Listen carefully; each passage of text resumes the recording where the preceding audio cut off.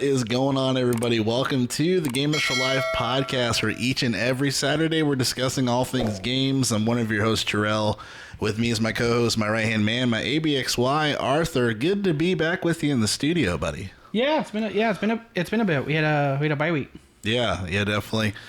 Most definitely. It's just this time of the year, man. A bunch of stuff keeps coming up.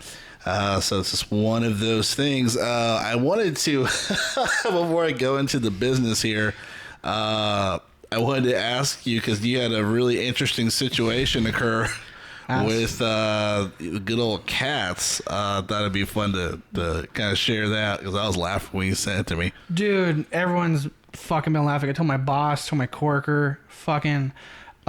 short version, I got stuck in my bathroom.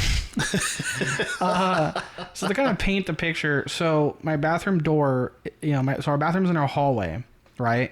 And the door opens outward. And in the hallway, apparently directly across from the bathroom door, we did like a stepladder stool thing. Yeah. And this was like 3 a.m. This was like 3 a.m. Saturday night. Yeah, it was like late Saturday. I work in the morning. My housemate Ivan had to work in the morning. I'm like going to take a shit, whatever. I'm gonna go to sleep, take a coffee in the morning. I'll be good to go. So while I'm like washing my hands, I hear like a huge blah blah blah blah, like fuck something, like something fell over. The cats were clearly playing and jumped on the wrong thing, and something big fell over. Like nothing broke, but something is no longer where it previously was. Yeah. And I go to check on it. I go to open my bathroom door, and I can't fucking even move it like an inch. Like, wow. I couldn't move it a fucking inch. I was stuck. I was hard stuck in my bathroom, and I'm like, okay, it's 3 a.m. I'm stuck. What's going on? What's going on? What the fuck? What are the scenarios in my head? Blah, blah, blah. So what fucking happened is the step stool I mentioned, the cats were playing whatever, fucking knocked it over and perfectly wedged itself in the hallway. So that the legs were against the hallway wall, and the head was against the door. So I'm like, so once I realized what the fuck happened, well, first of all, I sat there like, are you fucking kidding me? Like, what are the odds? Like, what are the odds of this happening? Like, what? So the cat's like, we're gonna get you, motherfucker. Like, I'm a grown-ass adult stuck in my bathroom. So, okay, it's like option A is like I bang the shit on my door. Ow! I bang the shit on the door to wake up my housemate. Now, 1, he's a heavy sleeper. 2, he's in a different room, so it's there's space there. And 3, he has AC on low. Yeah. And so there's there's a lot of things that potentially cancel out the noise of me yelling, fucking banging on the door. Right. And then the other option is like, you know what? It's 3 a.m. I knew he has to wake up at 6. I take a 3-hour nap in the bathroom, which I've done drunk a few times. I'll do it sober, whatever. But the thing is like, I have work tomorrow. I don't want to fucking sleep in my bathtub. Dude, for 30 minutes off and on, I took breaks in between. I was fucking pounding on the door. Like, punching it at one point. Just fucking to make noise. I ended up punching it so much and so hard, my knuckles were bugging me the next morning. Oh man! Like where I was like properly fucking pounding on it, and eventually Ivan woke up, because at first he said, the way he tells it is, at first he thought someone was outside. Yeah, trying to break in or something, or just knocking, because it's they're just banging. So he was like half asleep, and he came. I knew he woke up because I heard laughing in the fucking hallway. I just hear laughing in the hallway, because all he sees and hears is me fucking pounding on the goddamn bathroom door. And then I hear, he comes over, fucking lifts the thing. He's fucking busting a gut laughing. That's hilarious. I put in the group chat, I was telling Caleb and whatnot, and he's like, dude, your cat's home alone to you. I'm like, I got fucking, dude, I was in there for like 30 minutes. I was stuck in my bathroom, like I said, on and off, like full out banging on my door. Yeah. And it's like, oh, what if I'm like smart enough to like, well, what if I take the hinges off, whatever. That's on the outside. Like that. Yeah. Like pop hinges out and just hey, I'm just gonna take the door off. No, I was like, fuck, it opens outside, so clearly that's on the outside. Right. Dude, it was bad. Damn. Put it this way. I couldn't even get my door. I couldn't even push the door far enough to even see into my hallway. Like the wood never got past the frame. Like that's how tight. I'm glad that door was closed. I'm glad he was in town, man. Because imagine if like he was like, oh yeah, I'm going to San Francisco with my girlfriend or whatever. If he was like out of town, if he was out of town, whatever, I would have had to like had someone call, like. I have my phone with me, and now I'm like traumatized. Like I'm taking my phone with me every time I take a shit. Every time I gotta take a shit or a piss, I'm taking a phone with me. The stool has since been moved. That's good. The stool has since been moved. There's no. As I look. There's nothing. There's nothing now able to currently do that. Block the fucking bathroom door. But yeah, man, it was just, dude, for like 2 solid days.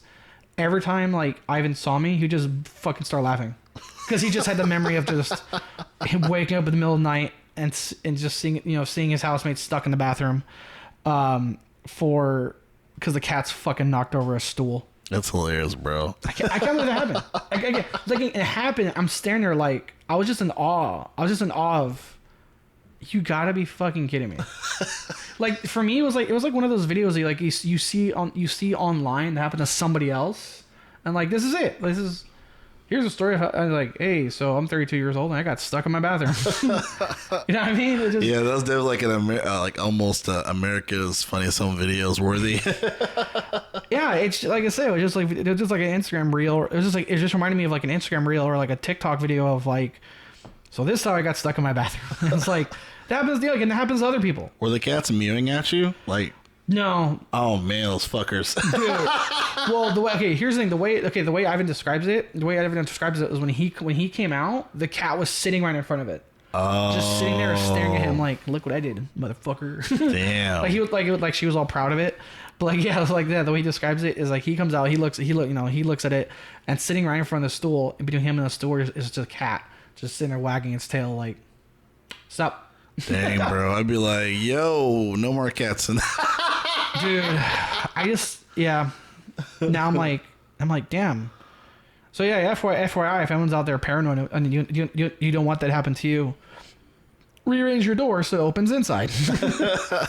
Like my room, I immediately thought, okay, does my room open inside? Yes. Like everything, every door opens like literally every door in this apartment opens inside.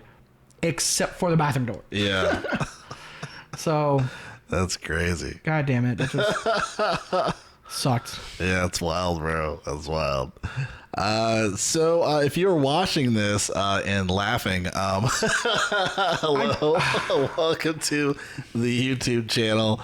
Or if you're listening to this, hello as well. But if you are on the YouTube channel, be sure to like and subscribe. We'd really appreciate it. A lot of great videos. It's still going to continue to come out because the year isn't over and the games are still rolling. So be sure to check that out. And then also, if you would just prefer to listen to the podcast, or if you want to check out the Twitch stream that Arthur manages, that he's been playing some Far Cry 6 recently on there with some friends over from the Nerdy Bunch. So fun. Yeah, good stuff there. Or just anything pertaining to Gamers for Life. If we want to, support us, throw us a few bucks. Anything, it would be appreciative if you want to do that. But you can get to all of our content by going to linktree.com/Gamers for Life. That is the one-stop link to getting to us. So again, linktree.com/Gamers4Life. That'll take you there. And then here at the Games for Life podcast, we read the news where you can watch or listen to what you choose by clicking on the links of the time code within the description of the episode, so you can get to the specific topic that you're most interested in here for the show. Or if you just prefer to listen to the whole damn thing, you can do that as well here at the Gamers for Life podcast.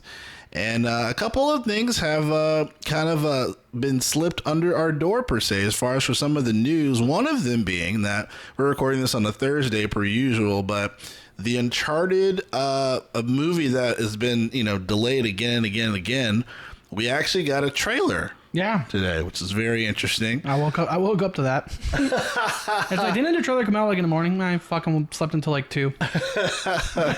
Yeah, I think because I was like like just like zombieing over to my computer desk since I work remote. And I remember going in the Instagram, and one of the first pages on the Instagram was Uncharted, and I was like, oh snap. I was like, that's pretty cool. So yeah, the trailer happened.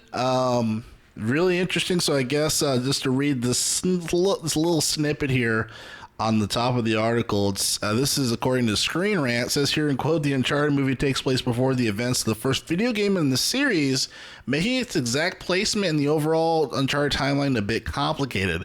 Directed by Ruben Fleischer. I'm not sure I pronounced that. I apologize, sir. Uncharted stars Tom Holland as Nathan Drake, Mark Wahlberg as Victor Sullivan, and Olivia Ali as Chloe Fraser. Alongside a supporting cast that includes Tati Gabriel as Antonio Banderas. It says in the first Uncharted video game, Nathan Drake is 31 years old by the start of Uncharted 3. He's 35, and in the flashbacks that take place in the game, he's 15. It's in those flashbacks that Nate's first meets Sully, starting that would become lifelong friendship between flashback scenes in Uncharted 3. At the start of the first Uncharted, Nate embarks on a number of adventures, including several Sully and some others with older brother Sam. So, end quote. So yeah, as far as to talk about like what we thought about the trailer, I know for me, you know, it definitely looks clean. It definitely like kind of reminds me of like, I don't know if this is a good sign, but like Knights of the Museum, like slight comedic edge, but everything looks clean type of vibes. You know, Mark Wahlberg is Mark Wahlberg, which is not a bad or a good thing. It's just kind of, you know, he's doing his thing. But the film looks, I mean, the movie looks interesting.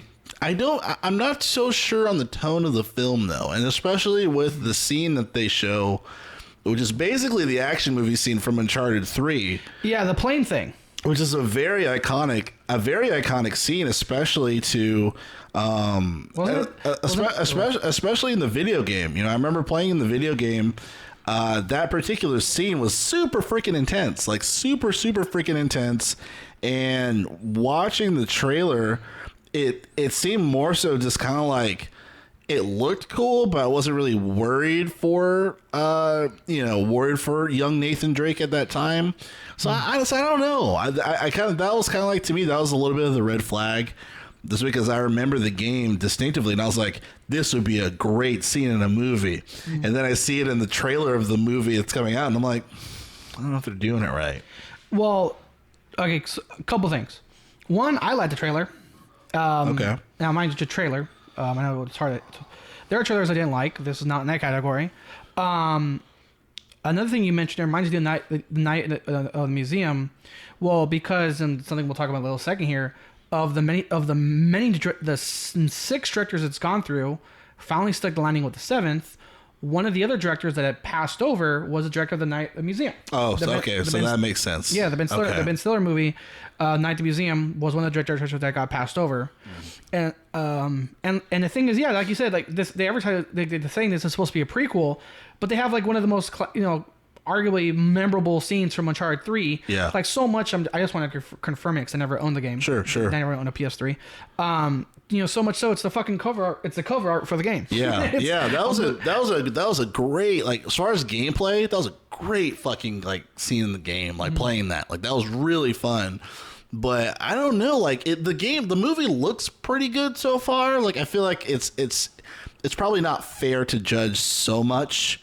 But just seeing the first things around it, I would say, okay, so the quality looks good, but it doesn't seem like, to me, Uncharted was fun because like it immediately has like that Hollywood stamp, that Indiana Jones vibe, that really intense type vibe. But I feel like they're going for more of a comedic edge, and I don't know if it's because they're kind of teetering to the personality of what's his name, Tom Holland. Yeah, Tom Holland. Yeah, to the personality of Tom Holland, because that's kind of his vibe, especially with all the Spider-Mans and whatnot. Spider-Man. Yeah, so, but yeah, I was just like, it's just from that scene, I was just like, I was like, okay, I get it. They added this because this is what the gamers know. Yeah. I would have liked to see the train scene from Uncharted 2, Among Us. Where he's kind of like trying to climb through the train as it's falling off the cliff. That was a fucking amazing scene too. One of the first scenes in the game, actually. Yeah. But But yeah, I'm curious to see what's going to happen. But yeah, like you said, I want to talk about what you said, Arthur, as far as it being, the upteenth, the seventh director. Seventh. Fuck, dude. Yeah, which is nuts. Let me read a little bit of this article you shot over to me. This is from blog.turtlebeach.com. It says here in quote, the complexity of adapting around the constraints of Hollywood while remaining true to the core games are likely part of the reason why directors and writers have bailed. Although that's not true in all cases, for some directors like Travis Knight, the decision to leave was based on prior commitments and a lack of time.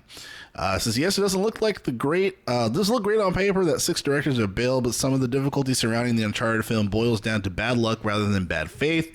If done correctly, an Uncharted movie may be able to work and appeal to an audience, kind of like the fan film directed by Alan Ungar starring Nathan Fillion, which you just communicated to me. I had no idea. Neither did I. This existed.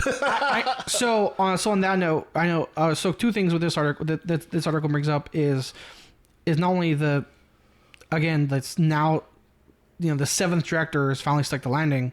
We've went through 6, but also the casting decision, because that was a big thing. Like a lot of people, I would argue, including myself, yeah, was like Nathan Fillion is like perfect for this. Yeah, yeah. Like it reminds me a lot of his character from. It reminds me a lot of his character from Firefly. Yeah. Just that character archetype. Yeah, he fits in there, like a round peg, just perfectly. Yeah, fits like a glove. Yeah. And so I knew when they were talking about casting before Tom Holland was confirmed. The internet being the internet was like doing deep fakes and comparisons. Like, look, this guy's perfect. Yeah, it's like, please. Like I know aesthetics aren't everything to a role, but something about gaming, you can argue, and you can argue to a point, any adaptation, unless the movie's original, which is fucking non-existent in Hollywood now. Right. Yeah. Yeah, everything's an adaptation about something, whether it's a book, a comic, a graphic novel, or a video game. Aesthetics play to a point, play a significant role. If all sense, like a weird comparison, it's like if they make a new Capcom movie, starring Leon Kennedy, and all of a sudden his wardrobe is like fucking Neo from the Matrix. It's like, what is going on? He's like, what is it with this black leather spandex and trench coat? Right. Yeah. And so when I heard there was like a proper fanfic, because I knew there was all the deep fakes and stuff. And I heard there was a proper like 15-minute fan film. Yeah. I'm like, fuck, I gotta watch that. Like I found that out after I heard that article. They're like, oh, the fan film starring Nathan Fillion. Wait, there was a fan film? I gotta check this out. But again, I found it like minutes before we started recording, so I was like, fuck, I gotta look it up. And I don't know, with the Tom Holland thing, I feel like, okay, Tom Holland's young. I know that's like, I can't hold it against him, but right. What I mean by the reason I want to bring it up is because I think so far from anything in his role not involving Spider-Man or Marvel, it's like a flip of a coin whether we get a thing he's like passionate about or like a character that's written well for him. Right. Like his recent Netflix movie, I forget what it was called, Evil something. Uh-huh. It was like a very hard, drama, like thriller, not Spider-Man, type of movie, and it kind of like, quote unquote, like flopped. Now I haven't seen it, so I can't tell if it was like him delivering his role or it being Netflix, as I discussed many times. Yeah. With Netflix, flip of a coin, you get something that's like, holy shit, this is amazing, or like, oh, it's just Netflix. Because again, Netflix, again, I mentioned it multiple times here, but again, Netflix originals either fucking nail it out of the park or they're like, nope, don't watch it. Yeah, exactly. Yeah, man. So more to be seen here from the future. Obviously, I think I'll definitely be seeing this, and I know they said exclusively in theaters. They said at the end, and I was like, yeah, cool. Well, they definitely don't want to pull a Disney and get sued by Scarlett Johansson and Emma Stone. Yeah. Real quick, I'll say this though: you played the game, or you're very familiar with it. You said how you're skeptical of how they're showing that very. A climactic scene of the plane thing. Really random. If you want to watch a movie with a great plane scene, really random. Penguins of Madagascar. No, I'm serious. Like, I'm super serious. Anyone that's watched knows exactly what I'm talking about. They have a really great plane crashing plane to plane sequence. It's done really well, really funny. Okay.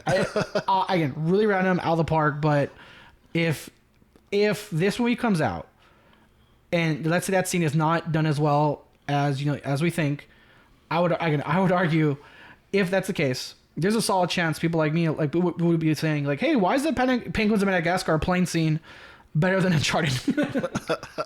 it's good. It's a good anime. It was a really good, well done animated action scene with penguins. Nice.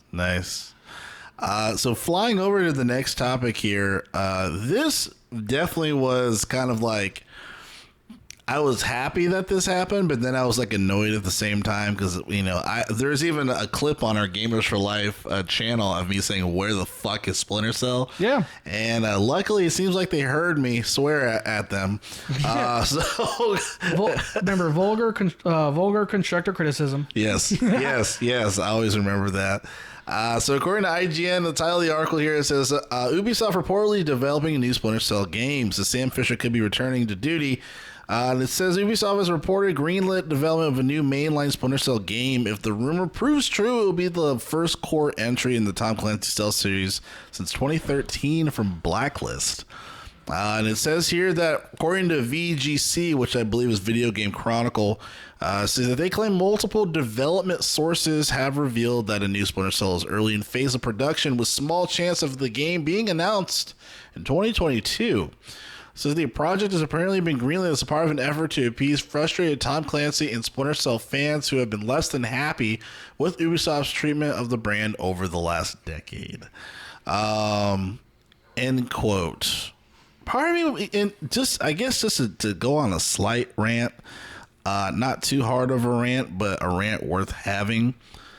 Like, I don't understand why this wasn't one of their obvious things that they would want to greenlit. I don't know if it's because the original voice actors weren't going to do it. Because I don't know if Double Agent is the same guy as from the prior games. You know what I mean? I remember Splinter Cell's voice actor being the guy from Starship Troopers. Yeah. And then I know Dennis Haybert, he plays the guy that's talking to him. I forget his name in the game, but I don't know if that was a factor. But I know in general, like, this is a game that people have been waiting for, like people really enjoy. Like there is a cult following of Splinter Cell fans. Yeah. Like if there's anything that's Tom Clancy, it's funny because, we talk about a lot as far as how Ubisoft is kind of abused, saying like, oh, this is a Tom Clancy game, right? They do that a lot, obviously, with a lot of these other fucking games like Defiant and all this shit, where it's like, this has nothing to do with Tom Clancy. But if there's a game that would lean closely to a Tom Clancy title, it would absolutely be Splinter Cell, So it's just really odd to me why this wouldn't be, why it would take annoyed fans for them to consider working on a game that people would love to buy and play. Like, that's just very confusing to me. Yeah, we mentioned it before. I'm not. I say at one point, I'm loving Far Cry 6. Yeah. Ubisoft. But again, what they've done with Tom Clancy's name is fucking abysmal. Now, for those of you that don't remember, Tom Clancy was an author. Yeah. Was an accomplished author. Hunt for October. Yeah. Clear and Present Danger. The list goes on. Some of All Fears. The Jack Reacher series. Right? Jack Ryan. Yeah, Jack Ryan. Yeah, the Jack Ryan series. So that's thousands of pages of books. Dude. And when you read those books, because I read Some of All Fears. I've read Some of All Fears. They're very, even the books, they're very detailed. Yeah. Tactical based, knowledge based things, and to go from that to Tom Clancy's Battle Royale, pew pew pew. It's like, what the fuck, dude? Like, you can't make a random fucking game just because it's a soldier. You can slap the Tom Clancy name on it. Like, yeah, like it's Ubisoft has dissolved so far backwards of what the Tom Clancy name meant, and it really for me it really started with Ghost Recon Advanced Warfighter. Now, I know a lot of people like that game, but for me, and what's becoming a lot more clear for the diehard Tom Clancy fans, even the minimal Tom Clancy fans, Tom Clancy was synonymous with stealth, tactical, strategy, and now it's become battle royale. Who gets the fucking who gets the victory royale in the battle royale? Yeah. Right. Right. So you can I think that's the main reason why Splinter Cell hasn't been their focus, because everything that Splinter Cell is, again, it isn't their focus. Stealth, tactical, strategy. No, just no. Loud guns, bright colors. Fuck it. Multiplayer. That's a decent point. Because for me, for you, it was Splinter Cell. For me, it was Ghost Recon. Like and something, I don't know if it was a trademark they lost or something. I even missed the old fucking Ghost Recon reticle. Oh yeah, it was their own. It was because to a point that was the logo of the game. Like the O in all their Ghost Recon games was that reticle. It was like a U combined with a W and a V. It was a very specific reticle to the point if you saw it, you knew that was a Ghost Recon game. Yeah. And the original Ghost Recon games was like pick your team. Pick your team. Like you don't have a sniper class for this, demolition class, and you engineer all this stuff.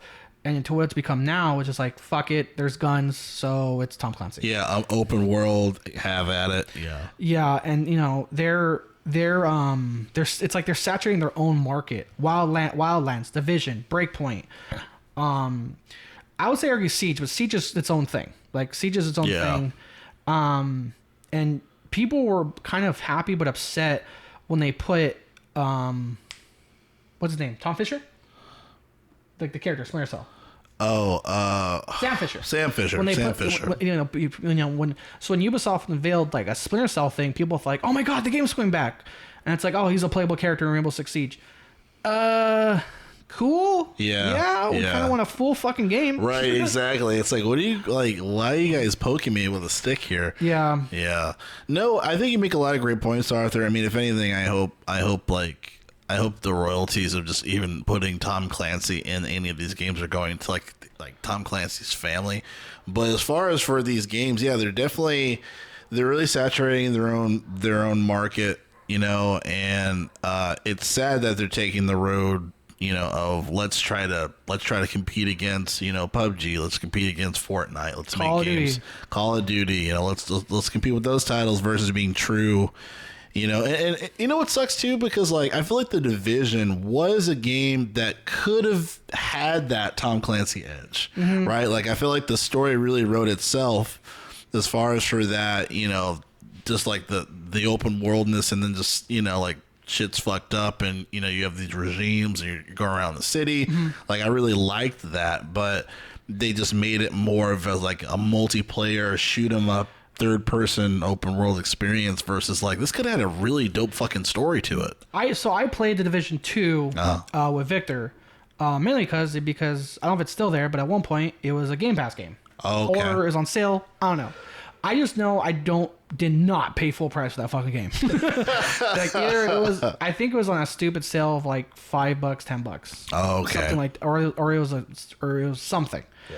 But I definitely did not pay full price for that game. Yeah. And the thing is, we enjoyed that game. Like we enjoyed the game. And the thing was that The Division, that game's a weird little situation because there was definitely like tacticalness to it. There was definitely stealth to it.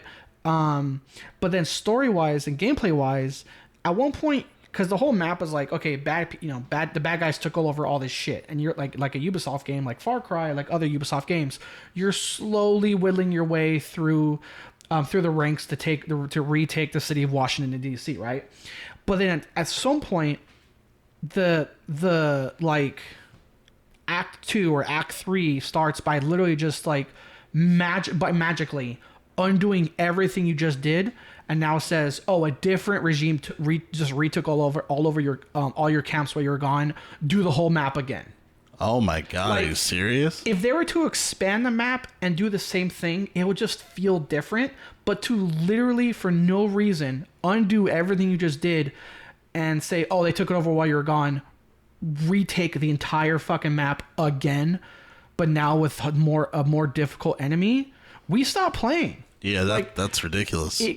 Because it didn't make any sense. It didn't make any sense. It was like a reverse Deus Ex Machina, but for the bad guys.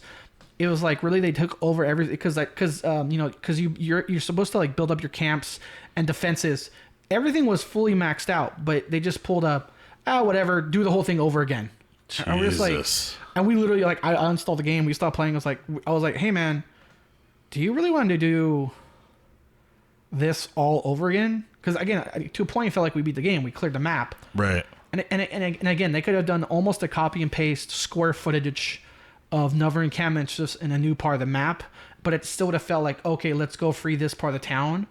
But again, just to like say fuck you and undo everything you just did and say do it again, but now harder. It's just like no. The way it was done was just like, I'm good, dude. Yeah. Like, yeah. It's like I'll pass. Yeah. It's like, hey, you went to the finish line. You want to go back but harder? The same path? Yep. I'm good. So not really. That's why I was torn. Because again, when it comes to the strategy, to the team based elements that is your partner, there was PvP stuff, but it was very, very limited. Like literally, you will only encounter other players in this section. And I'm like, cool. Guess what section I'm never fucking going to? Because when I think of Tom Clancy, I don't think of fucking PvP teabagging. That's Halo. That's Call of Duty. That's fine. That's where it belongs. But not in Tom Clancy games. Yeah. No, definitely. So we'll see here, man. I really hope, and then if in fact it is true that they're working on Tom Clancy, I hope they do the game justice and they don't sell out by trying to mirror it with the same bullshit that they've been feeding us for these few years. So I'm nervous about it because again, we could say in the same sentence, Ubisoft saturated their own market with Tom Clancy, all this shit. Again, like you mentioned, how come Splinter Cell wasn't a part of that? Yeah, it was like arguably it was like 7 live. It was like 5 or it was like a good amount, like almost what felt like 7 live active Ubisoft games in like the same fucking 4 years. It was a lot. No, you're right. Absolutely. Yeah, they need to get their act together here. So crossing over to the Xbox, and I know one of the things that you were super excited for, Arthur. That you're super excited for, man, and I was like rooting for you. It seems like they're these fucking scalpers are still fucking us over, even with this. And I'm referring to the Xbox mini fridge. So, according to this article here on Games Radar, it says that Xbox mini fridge pre-orders go live and pretty much sell out instantly. It says both Target in the US and the game in the UK is sold out completely. And it says here that the mini fridge pre-orders have already sold out at various retailers across UK and US. Xbox themed mini fridge, which went up for pre-order today as in 2 days ago. The 19th. Yeah, the 19th of October. I had an alarm. I remember. So it says that has already sold out for both Target and Game. All pre-orders began 6 a.m. Pacific time, and they've already run out of stock by half past. One tweet says, well, the Xbox mini fridge came and went live on Target and sold out in less than 30 seconds. And this guy was going to be $100. And then as I was talking to you, as far as for, some scalpers, they're already, end quote, they're already selling it for $500? $500 on eBay. Jesus fucking Christ. And here's the thing. I would argue, because this was only priced at, like, I'm not saying only $100, but in the regard, when it comes to like gaming things, like a fucking fridge, I would argue only $100 is the correct phrase. And I'm not saying $100, is not a lot for all of us, but contextually speaking, right. When they sell a mini fridge, first of all, it's small. I mean, it fits like I think less like 24 cans. Like it's a small fridge. Okay. Like it's like if you look at the picture that shows it open, it shows the can. Some images just show the inside. Oh yeah, I've seen that. Yeah, it fits like I think at most like 24 cans. Like it's a small beverage fridge. Yeah, it's a small beverage fridge. So for me, what I'm saying is like, because it was priced at $100, this to me wasn't meant to be like a super rare collector's item to be fucking scalped. It was just to be a normal fucking fridge sold at Walmart. Yeah. And scalpers got to ruin that shit too. Yeah, man. And I kind of want to go on a tangent about this too, because it seems like when it comes to hackers, comes to scalpers, Like, they're just really fucking up this experience when it comes to the gamer, bro. Like, what the fuck is wrong with y'all? Like, I feel like the industry really needs to be more calculated on some of these products. Like, to me, I feel like when it comes to online, like, I feel like for a mass quantity, in my opinion, a lot of it I think should be sold in store. Yeah. And then in store, you can only buy one per customer, and then just really abide by that, but don't raise the price in the fucking store. Just have it available where people can actually walk in and buy the fucking fridge or the system or whatever, because it's really getting out of hand. Because originally we were like, oh, maybe it's like a COVID thing, shortage. Yeah, that was a question I had to you. Yeah. Is this new trend of scalping shit and shit being sold out in 30 fucking seconds? By the way, I went online at like 6:01, it was gone. Wow. Fuck. So, like I said, I set an alarm and everything. So, like, the text I sent you was like, hey, this whole shit of being sold out immediately, is this going to become the new norm of purchasing shit? Or is this just a limited time thing because COVID and low supply? Honestly, I don't even think it's a low supply thing. It's just the new fucking scalper trend. The new scalper trend, because it really sucks. Yeah, because I know for some situations there was a shortage issue, but for this it's completely different. Scalpers created these systems to go around the recapture or whatever their the original systems were, as far as to try to avoid this, and obviously have failed. And it's not fair to the gamer. It's not fair to people that really just want this stuff to have it. They're not trying to just make a profit, and everyone else has to suffer.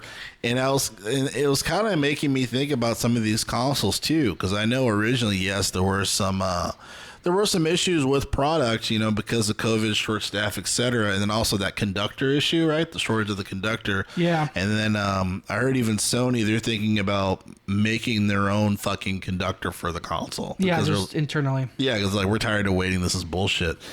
Which I think is a good idea, actually. Yeah. But we have to get a hold on this. This is way out of control. Even if it's like, this will not like I know it's a pain in the ass for a lot of people if you can't buy like stuff like this online, but it's like, because of scalpers, you have to buy it in the store.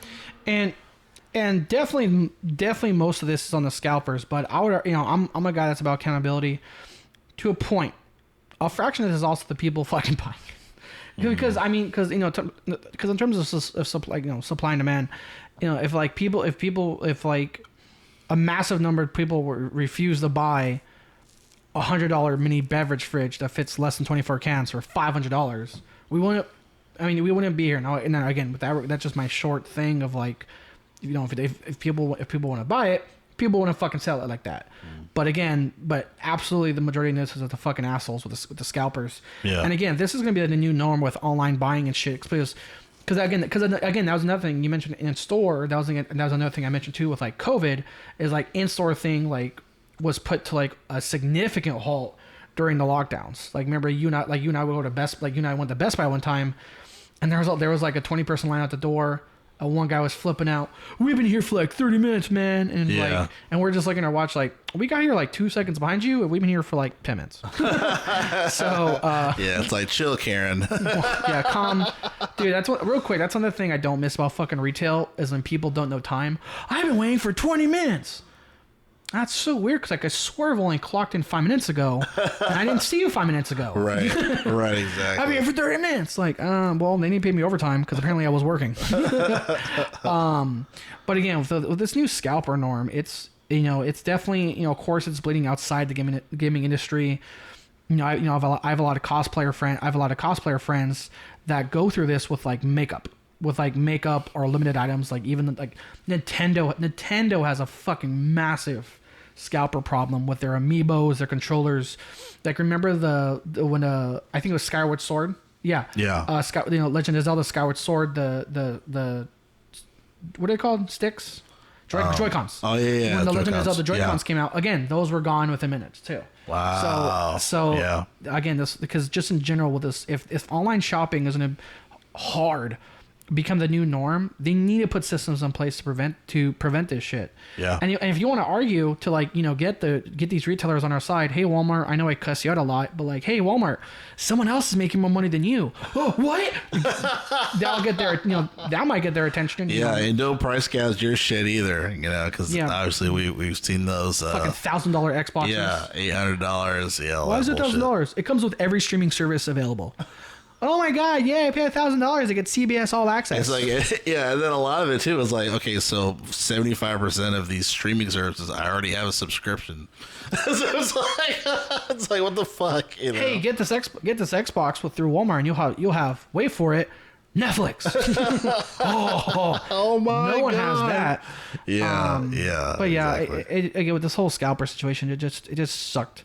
Because again, I would argue that like this wasn't advertised as like a collector's item. It was just like, hey, we're putting out a fridge. Here you go, guys. It's at Target. Exactly. It's just a normal. It was just like it's on par with like I don't want to say Xbox air fryer, but it's like a normal functioning thing. And again, the reason I say it was quote unquote only $100 is because when something's priced like that, it's that price mark means it's clearly not meant to be like a collector's item. It's just a thing they made at an affordable value. Which by the way, I did not think it was gonna be $100. I honestly thought this mini fridge was gonna be like $300. Because I thought it was gonna be like a collector's thing, and they said no, it's just a normal. Here you go, retail. Here you go, a retail thing, $100. Yeah. I'm like, fuck, that's awesome, and fucking people still got to ruin it. You know what's weird though, Arthur? I keep thinking about. And this is me putting my conspiracy hat on, but yeah, I keep thinking about like when it comes to items like this that get sold out due to quote unquote scalpers, but then you have like Xbox, PlayStation affiliates, and they get this stuff easy peasy. You know what I mean? I'm a YouTuber. It's like thanks for being an affiliate at Xbox. Here's this fridge that everyone's been trying to find for months, and you just get it because you fuck around on YouTube for hours, or Twitch for hours. You're fucking. Like I remember like when it came to like the PlayStation consoles, like I don't want to say any names, but these people in the video game industry that granted they've been in the industry for a long time, but it's like they get it easy peasy because of they need to review the console and in that business transaction or whatever the case may be. But still, it's just kind of weird. It's just that weird capitalistic bullshit where it's like, oh well, I'm connected to the industry, so this thing that no one else can get, it's not a problem for you. I just don't think that's right. And the other thing, even then you don't have to be in industry long. Like, oh, this person blew up 3 months ago on TikTok. Give them a fucking PlayStation. Right. Fuck you, dude. Like another thing that pissed him off. I will never stop shitting on this because it deserves to be shit on. I know we disagree with that, but I will always shit on the dumpster fire of Fallout 76. Yeah. Remember, one of the many things that fucked up the launch, besides the game itself, was remember the collector's edition was supposed to come with a nice canvas bag. Yeah. And then a nice canvas durable material, legitimate bag you can actually use and have if it can function. But then they released this like Teflon plastic bullshit, and they said, "Oh, we didn't have any," and then everyone's just screenshotting fucking E3 when they gave them out to fucking influencers. Right, they gave them all out. And again, remember, just side note that real quick through your influencer thing. Yeah. Remember, these are the diehard fans that are paying like $200, $300 for these collector's edition, and you're fucking them over. Right. Right. Again, because of this influencer bullshit, and it's like, I don't want to go on a hard fucking tangent too. Yeah. No, man, I'm with you absolutely, man, because. Yeah, I mean, Bethesda, they obviously have a lot to gain our trust again with anything they make. But yeah, when it comes to just stuff like this, it sucks. Like the core gamer that, that pandemic, quarantine or not, they would buy our product and they get, they get disadvantaged because of, technology and, scalpers and shit. It's fucked up. And to a point, at least with the gaming industry, again, not to drag on the tangent too much, but it's like with the gaming industry, who the fuck is like sitting like whether or not I should buy this game or like a console? Like a console, it's like, hey, Xbox and PlayStation, they feel like they don't get enough marketing to like, oh my God, this person's been trending on TikTok for doing the same dance. Millions of other people have been doing. Give them a console, we'll get sales from that. It's like, what? Yeah. What? Like, yeah. It's like, oh my God, that Fortnite kid of the 2 other million fucking Fortnite kids did that dance. Oh, they should get a free Xbox. Like, fuck you. Yeah. Yeah. Yeah, it's crazy, man. And staying on Xbox, but leaning towards more so of the other business stuff around it. So Microsoft has publicly said we are not finished buying. Surprise! We always talk about actors as surprise British. Turns out his name is Sir Phil Spencer. Yeah, Sir Phil Spencer. Shout out to you, Phil Spencer. Definitely not done acquiring studios, which I found to be very interesting, especially with Sony buying Blue Point Games. But according to PC Gamer here, they talk about this a little bit. It says here that Phil Spencer says that Microsoft isn't quite done buying game studios. It says here in quote, "I'm really proud of some of the creators that have chosen to become part of Xbox," Spencer said during the Wall Street Journal Tech Live event, which is transcribed by VGC. Says that he went on to explain how many of the Xbox's acquisitions have been studios it already has long-term relationships with. He says here in quote, "We offer some financial stability for them," he continued. "It's not about only the success of their game. I want to give them more creative capability, longer timelines, and required to do their best work." Spencer then reiterated that the game studios isn't opposed to bringing more studios on board if they are good at it. I'll just read this tweet and we could talk about it. It says here in the tweet, it says, "I had a great time talking with Sarah Needleman for Wall Street Journal Tech Live event. We're our amazing industry today and the opportunities right in front of us. Thanks for hosting, Sarah." End quote. So I think it's interesting, man. It's the game of, it's like the Game of Thrones or the video game monopoly. I'll say monopoly. Yeah, video game industry monopoly of, hey, someone's gotta fucking get Boardwalk. You know what I mean? So yeah, it's very interesting. It sucks from the one side of the gamer where it's just like, man, like, like console like exclusivity like should die, blah blah blah. But then on the other side of the spectrum, it's like, guys, like, we need to make money. I'm wondering too, and I'm gonna pick your brain on this. Okay. One of the things that I found out, there was a report from Forbes. They talked about how Xbox Game Pass, it didn't meet their goals for the quarter, I guess. Mm-hmm. So whatever their subscription goal was, or just the sales in general, it didn't quite hit the mark. And I know already in general, Microsoft already upfronts a lot of money because they have the cachet to get more. To get more of the market, i.e. these studios, so they have more folks to make some games for them, regardless of a monetary presence. But I'm wondering if they're trying to buy more studios to kind of circumvent, that loss of money that they're starting to slowly see with Xbox Game Pass. So I guess my question to you is just kind of like, what are your thoughts on that? And then second question, do you think it might be because of a lack of first-party exclusives for Xbox on the Series X that we're kind of waiting to get? Okay. First thing, I would have a question of what that goal was. Because to a point, I would argue most companies, when they look at the previous year, understandably, they need growth. They would set goals higher than last year. But what happened last year during 2020 was an unprecedented number of people jumping into games. Because remember, over 3 months, Game Pass doubled its number of players in one quarter because of COVID. Because everyone's at home, both adults, kids of all ages. Fuck, we need to play games. To the point where Nintendo consoles were out of stock. You heard the phrase record-breaking sales almost every fucking month, if not for sure every quarter. Right. So again, if growth is growth, if they were saying we had X amount of subscribers this time last year, I can see on face value, if that's the case, how they might have quote unquote failed their goal for this quarter this year. That's my thought on that in terms of the face value fail. Yeah. But I could also see them how you know, to drive more people to Game Pass, or at least to drive more people to Xbox, I can see how exclusivity would be a driving factor for that. Yeah. You know, it's like, hey, if we, again, quote unquote, we failed our subscription goal. Now, I don't know if it's a subscription goal or daily user goal, whatever. Something didn't hit the mark. What can we do to get more people onto Xbox or onto Game Pass? I think, studio exclusivity is the right move for that.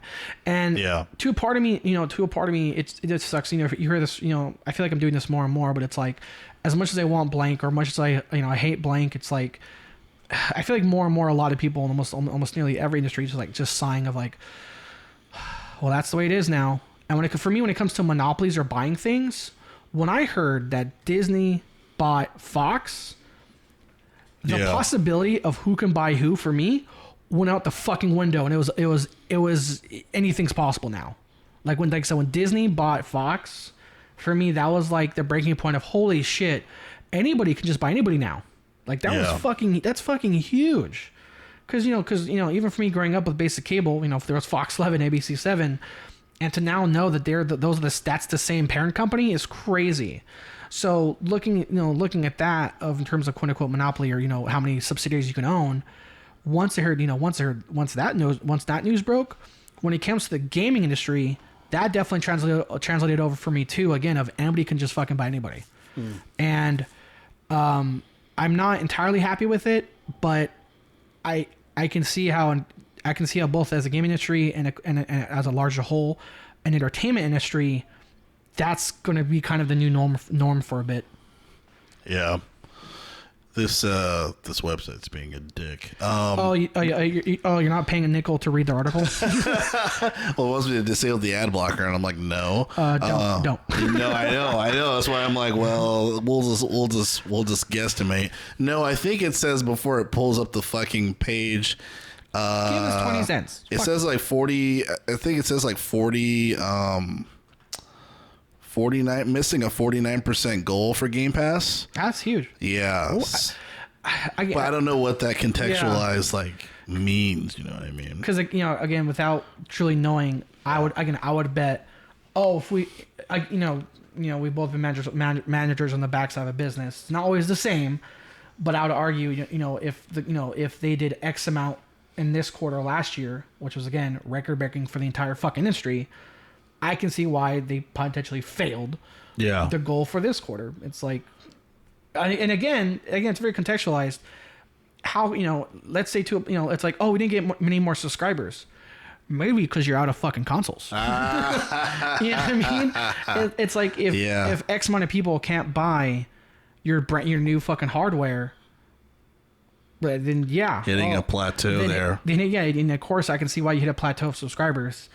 Which might be also why, marketing-wise, they've been doubling down their fucking cloud thing this week.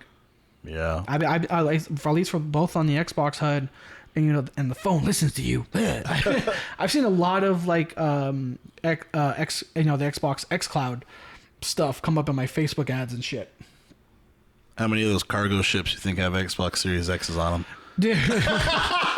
Really randomly, we live here in Long Beach. It's weird. It's always not good to hear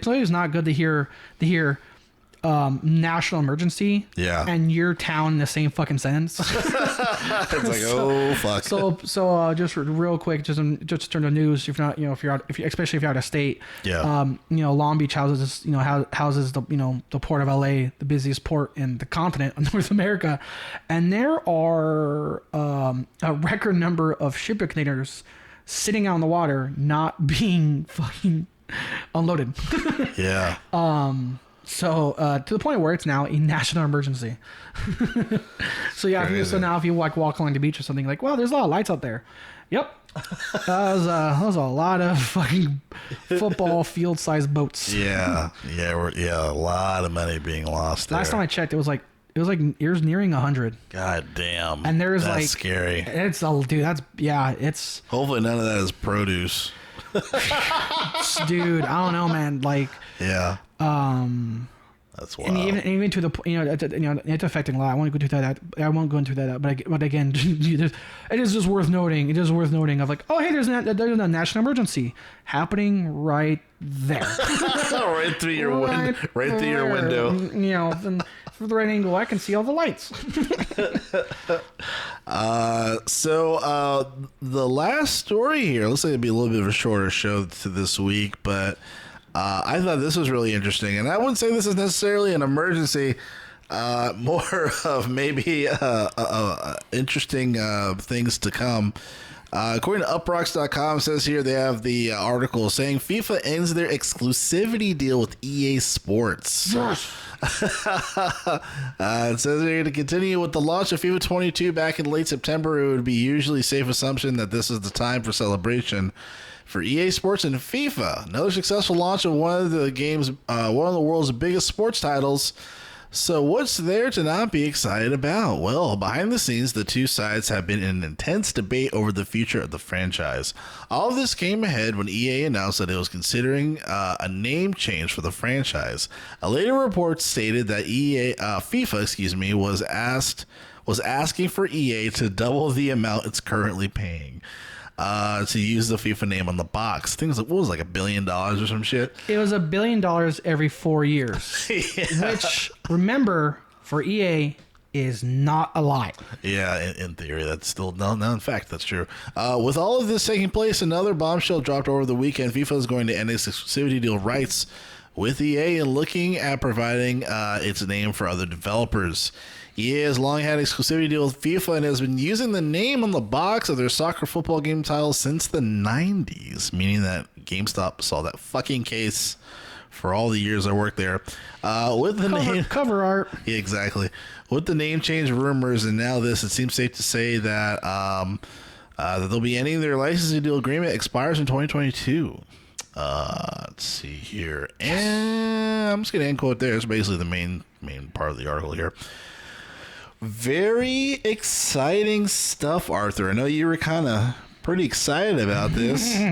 Share your thoughts and then some on this story. It's kind of a big deal. Dude, this is, if I could sum this up, like, have like a subheader, when an asshole meets a douchebag. Because for those that don't follow sports or stuff like that, it's like a fucking joke across the world. Mainly for soccer huge countries, that FIFA is like by far the most corrupt fucking agency in sports. Like, for those of you that want to shit on Roger Goodell in the NFL, he can't hold a fucking spoon to FIFA. Yeah, and that's saying a lot. Dude, like I remember when it was announced that LA was hosting the World Cup in 2028, I think, because the next one's in Qatar. Oh, the average is a brisk 125 Fahrenheit. let's have an athletic based competition right there. Right, exactly. Yeah, no one got fucking paid off for that shit.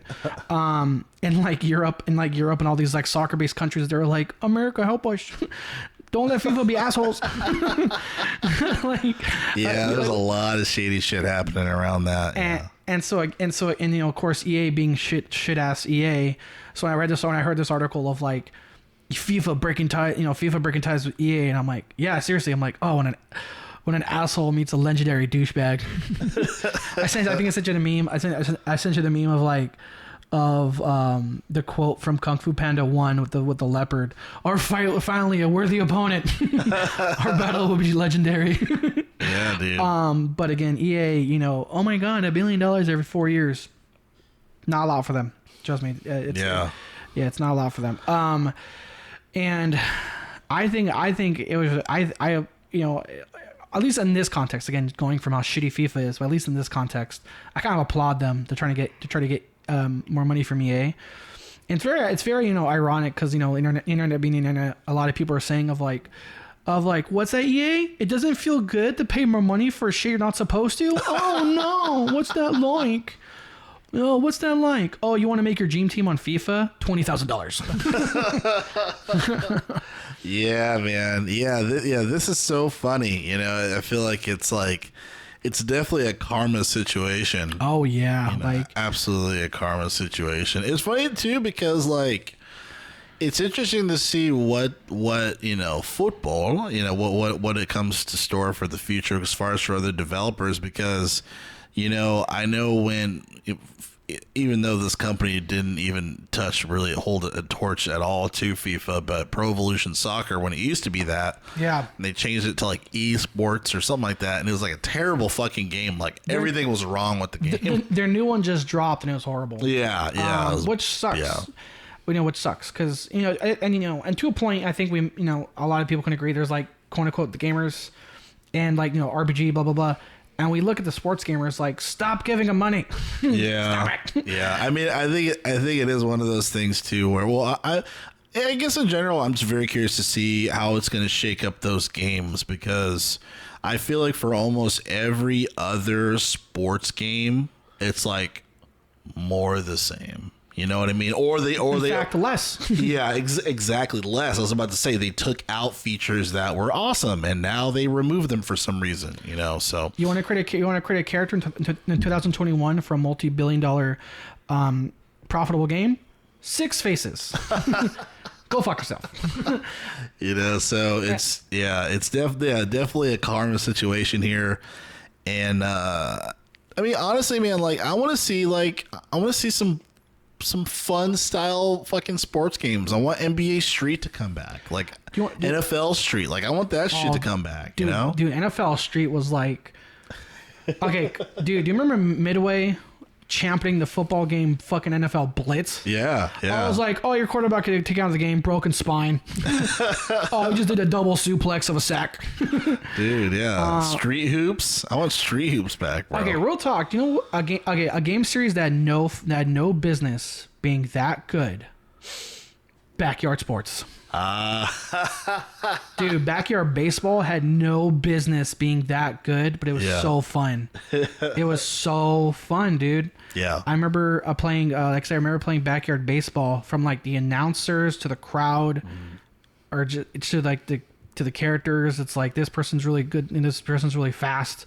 So they're really good at stealing base, but they're not the strongest hitter, blah, blah, blah. Yeah. It was just, again, had no business being that fun, but it was so good. And the one thing I'll know about EA too, this is their second major license loss. Because remember, EA as of 2022 will no longer have exclusivity for was it golf? No, they opposite. They bought that. Oh yeah. No, they bought one tour. Yeah. I think it was the Masters tour. Oh, okay, yeah. And then they also spent $1 billion. Okay, just to let you know how much EA throws around money. They bought, again, a mobile game, made one golf game. Fuck, we need to buy them for like $3 billion. So again, just how much EA throws around that hard sitting in the cache. The hard B. But I was saying is, so EA is losing FIFA next year, but remember, I think it's 2023. Remember, they're also losing Star Wars exclusivity. That's right. So EA has lost 2 major, or at least contract. I haven't lost it yet, but from we've seen, contract ending licenses in the same year. Because even though their contract is still, even though the Star Wars contract is still active till 2023, I believe. But again, that news broke this year. So like I mentioned a while back, like will we see a Hail Mary, oh my God, this is happening, give us a ray of hope, a turnaround in EA's business ethics, not only for them internally with their assets that they've lost. Yeah. Like, that's a huge asset fucking loss. Oh, absolutely. Losing FIFA, losing Star Wars, to like maybe stop being so much of a greedy fucking asshole. To one, give the customers what you want, but two, what can you do to hold on to these licenses? Now I'd argue, they dropped it because FIFA did FIFA, but again, FIFA. Still ironic. Absolutely. 2 asshole companies being, which company can asshole the other one?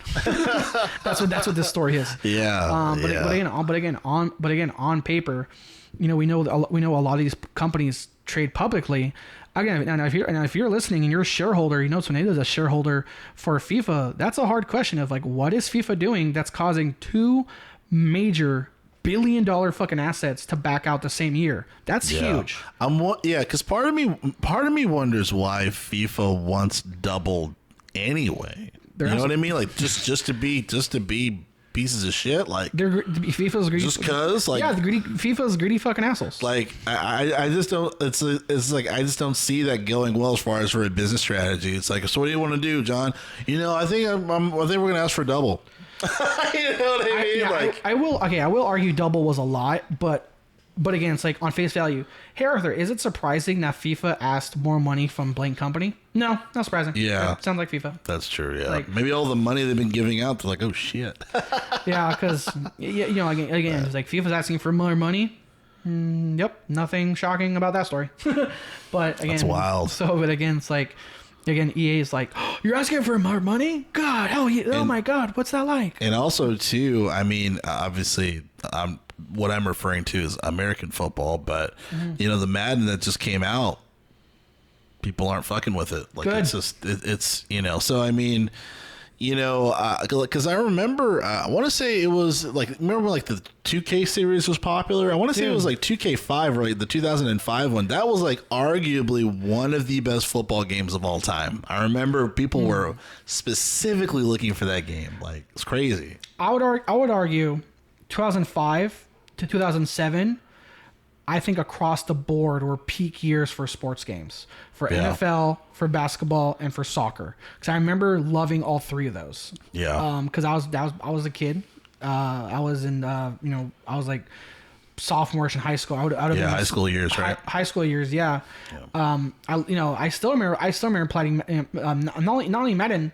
A series that got dropped because EA was so shit they weren't paying people. The NCAA franchise. Yeah. The NCAA franchise, it still existed at that time. And, and it's March Madness games. Dude, the March Madness games, they've just gone downhill from there. It's like, to a point, I think to a point EA realized, why do more if we can make money with less? And again, arguably the larger gaming community has been looking at the diehard sports gaming community and be like, dude, like what? Why do you keep buying? Yeah. It's like they keep offering less and less and less and less. And again, the diehard fans are like, oh, they're just eating it up. And it's like, so again, with the new Madden game, the reviews and thankfully player count is dropping. Yeah. So hopefully. Now here, I would say hopefully they lose the NFL contract, but here's the thing. They just locked in the NFL contract for like another 4 more years. So it made news last year in 2020 that EA has a 5-year exclusive deal with NFL for 5 more years. And then after those 5 years are up, they have a renewal chance depending on the success of the games during those 5 years. So that's why. So if you're playing Madden, if you're playing Madden, and you're unhappy with it, you should. I'm not saying you should be, because it's not a good quality game from what we're used to. And then 2, we got to see what's going to happen in like the 4 years now when that contract's up. I think they're going to be in trouble if they lose that deal. That's crazy. Now, if I were if I were the NFL, and I was saying, fuck, FIFA left EA? Damn, maybe I should too. I mean, there's absolutely a trickle effect, when it comes to stuff like that. So I wouldn't be surprised if they've been thinking, they're like, I don't know if we want to renegotiate after the 4 years, so. Yeah, it's like, it's a good point. It's like who thought EA was too shitty? FIFA thought EA was shitty? Oh, that's not good. Yeah. So interesting stuff, man. More to be revealed. I'm sure in the upcoming, years. This is going to be a while, but it's going to be a bit. Yeah, it's going to be a bit, definitely. That kind of wraps up our news here. I guess before we close, the holiday is brewing. So you've been rocking Far Cry 6. Obviously, Back for Blood is out. Mm-hmm. Is there anything that you're also looking forward to this year? Because I know obviously Halo is not really something you're interested in, right? I mean, Halo, I'm gonna download it, but I use that word specifically, meaning I'm not gonna buy it because it's on Game Pass. Yeah. And 2, with that horrible fucking update, like that's a big fucking ball drop. Yeah. That's gonna be 6 months until cooperative campaign. Again, I wouldn't pay for it. Will I download and play the multiplayer? Probably. My friends would be playing it, and again, it's on Game Pass, so I can say as much as I'm not happy with the campaign, I can also say, well, I didn't fucking pay $60 for this shit. Right. True. True. top of my head, the only other game that's really on my radar right now is coming out as of right now, tentative date because it's been pushed back a lot. Dying Light 2, December 10th. Yeah. Dying Light 2. I'm looking forward to that. So that's still coming out this year. Yeah, as of right now, December 10th is the date. You think it's gonna get? You don't think it'll be pushed back in, do you? No, because remember they went on Twitter. Remember Dying Light 2 was one that went on Twitter of like, okay, everybody, shut up. It's going to exist. Yeah, they've had a whole video series explaining the game in detail too. They did a good job on communication because ever since Dead Island 2, we're just like, Well, Dying Light 2's communication is good now. Yeah. Because for the past 2 years, it's been nothing. Right. And again, when you hear arguably nearly 3 years of silence, that's a red flag. And once they saw Cyberpunk, they're like, okay, guys. Because remember what it was is everyone was shitting him and roasting him on Twitter, and unfortunately there were the assholes that did like the whole death threat shit, which fuck you. Yeah, fuck those guys. But the death threat thing wasn't the norm. The norm was just fucking, we want to play the game. What's going on? It was just making jabs at Dying Light. It was just making jabs at Deep Silver. Fucking I forget whether Deep Silver does it or Techland. I think Deep Silver. Deep Silver. Deep Silver does Dying Light. So everyone poking fun at Deep Silver. Yeah. And remember, like I said, there was, we talked about that on Twitter. Like, okay, everybody, shut up. The game's going to exist. And in fact, you want a communication? Fuck you. Fine. We're going to release a video once every 2 weeks until the game comes out. Fuck you. Yeah. And they're good. Again, they're good. They're good quality videos and they're good informative videos. But that was the tone of the announcement. Yeah, the tone was okay. Shut the fuck up. We'll give you updates. Yeah. But again, though I don't agree with the death threat thing, I will absolutely agree with the bombardment of like, is this game still going to exist? Yeah. Because their Twitter was crazy. Like their Twitter was like almost on par with Wendy's. It was like, oh wow. It was like, is your game still existing? And like the actual like Dying Light 2 Twitter would reply with a picture of a toad. Like so their Twitter's still active. That's funny. So, is the game to exist? They sent me a picture of a toad. Does that mean this game will turn to a prince? I don't know. But there was some funny shit like that. There was some funny shit like that of a few cases of the Dying Light Twitter. Again, not officially roasting, just being super vague and weird because they could. And then they're like, fine, yes, the game, we're making it. Yeah. But again, I would argue to them is like, how are, to a point, how are they unaware why some people were so mad? It's like, hey, that partner company you used to work with, Techland? Yeah, they had a trailer for a game too. We don't know what the fuck's happening with that. I still want my zombie Venice Beach shit. Yeah.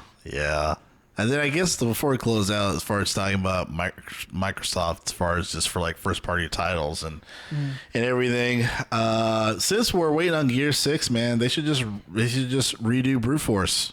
Remember Brute Force? Yeah, Brute Force is awesome. I actually didn't play the game. It went under my radar. Oh, okay.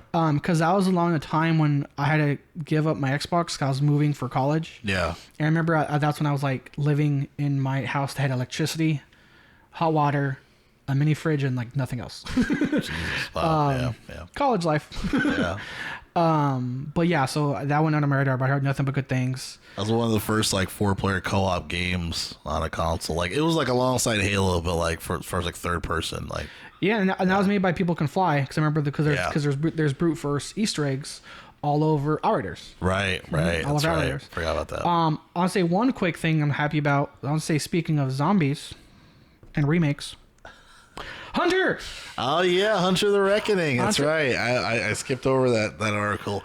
Yeah, I'm excited for that, bro. I remember when that came out. I'll just, for those of you not sure what Hunter the Reckoning is, I mean, it was a top-down, cooperative zombie shooter. Yep. Really fun. Super fun. And I'm really excited for what they can do with today's technology. Dude, That shit was fun. I remember that shit. I'm picking the priest. And I remember playing this game around the time when King of the Hill was like stupid popular. Yeah. Do you remember in King of the Hill the character that was in King of the Hill? He was like an actor. He was always on the Spanish soap opera, and he had his catchphrase. Oh, I think so. Vaya con Dios. and so me and my friend Miguel, he's the one I beat all my high school games with. Like I mentioned Kingdom Hearts, and I played with my friend. That was Miguel. Yeah. He was the one that was like posting on the Instagram. We would play, and we would play, like I said, the Hunter the Wayward Reckoning, and every time I did he got tired of it. I didn't get fucking tired of it. Every time I did my special move as the priest, which is like a giant like blessing, and it kills everything in a cone in front of you. Every time, vaya con Dios. just fucking do it, man. I was quoting that King of the Hill character so much. That's hilarious. Because his character was like a Spanish priest. Yeah. And another thing that was cool about that game is that's one of the games that when you beat a boss, they become a playable character, which is always a fun mechanic. And unfortunately, it adds to the meme of like the boss when you're fighting it. And then it's just giant monster. Also, in the boss when it's a playable character, it's like a little bird. Yeah. Like squeak squeak. But yeah, dude, I'm so as much as you're excited for the Splinter Cell remake, I am super fucking hyped for the Hunter remake. Yeah. People say, oh, the zombie genre is getting played out. Blah blah blah blah blah. I don't care. I want to play this game. Yeah, I mean, I feel like this is what Sony needs to do as far as digging in the crates of these games that maybe slightly niche, but you have a significant fan base where you guys can get some good sales out of, man. I mean, just fucking do it. It annoys me that they, like every game can't be a blockbuster. Like how Jim Ryan wants. That's just not how PlayStation ever was. But, well, with the alarm that's going off, we're going to end the podcast here. The Gamer for Life podcast, each and every Saturday discussing all things games. I'm one of your hosts, Terrell, with my co-host, Arthur Thomas. That's me. All right, guys, thank you so much. We will see you next week.